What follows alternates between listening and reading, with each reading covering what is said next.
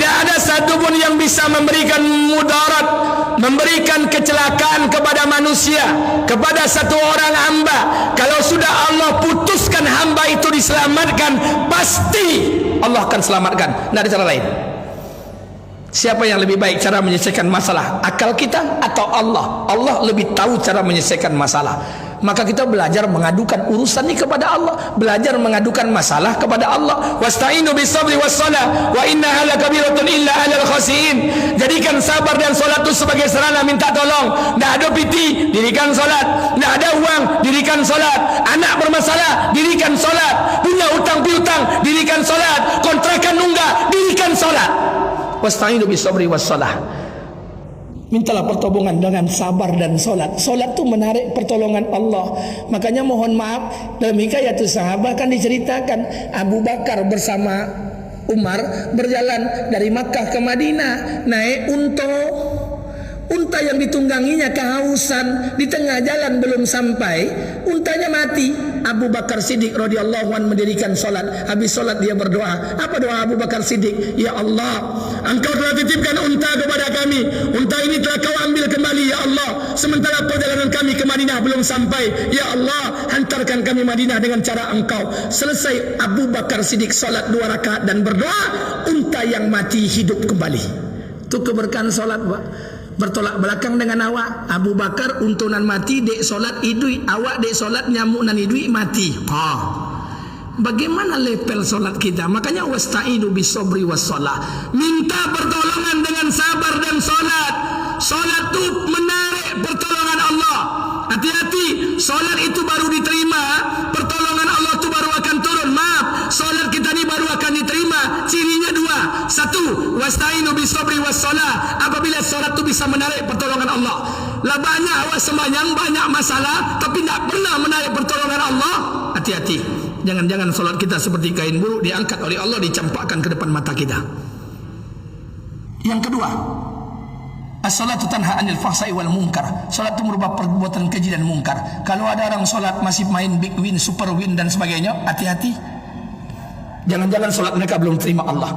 Kalau ada orang salat masih berzina, ada orang salat masih berjudi, ada orang salat masih bermaksiat, ada orang salat masih membuka aurat, hati-hati. As-salatu tanha 'anil fahsai wal munkar.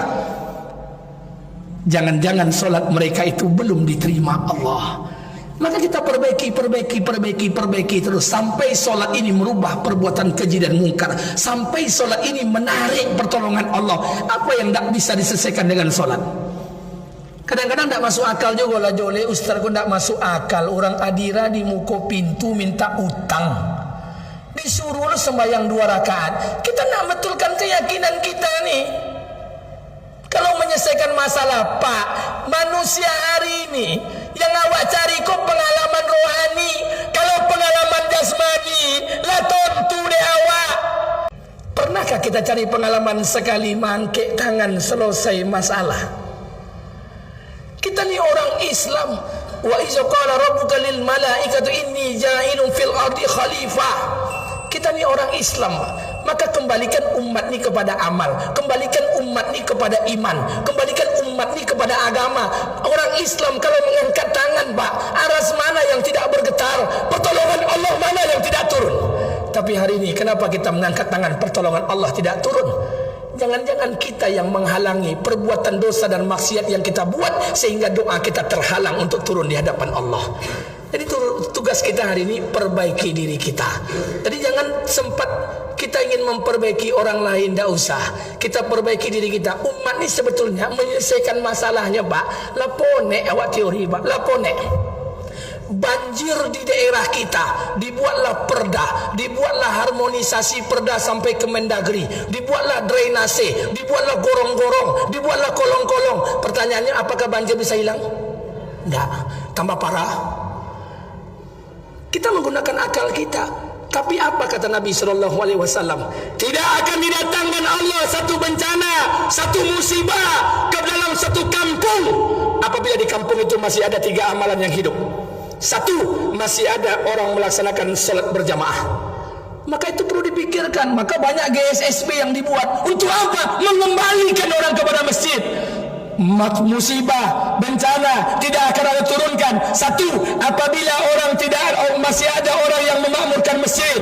Yang kedua, masih ada orang bangun malam qiyamul lail. Yang ketiga, masih ada orang bersilaturahmi kerana Allah. Ada awak silaturahmi kerana Allah, awak silaturahmi kerana proyek. Jumpa Pak Wagub kau bukan untuk GSSB, kena ada proyek nang kali Citon. Ini penyakit kita ni, makanya bencana ni datang terus. Maka dibuatlah gerakan-gerakan memakmurkan masjid. Jaga salat berjamaah, jaga silaturahmi kerana Allah, jaga qiyamul lail. 3 amal ni kalau hidup, Allah angkat musibah dan bencana dari kampung, Allah pindahkan ke tempat yang lain. Maka kita mulai dari gerakan-gerakan ini. Kalau gerakan seperti ini, la ilaha illallah. Makanya mohon maaf Bapak Ibu yang dimuliakan Allah Subhanahu Wa Taala.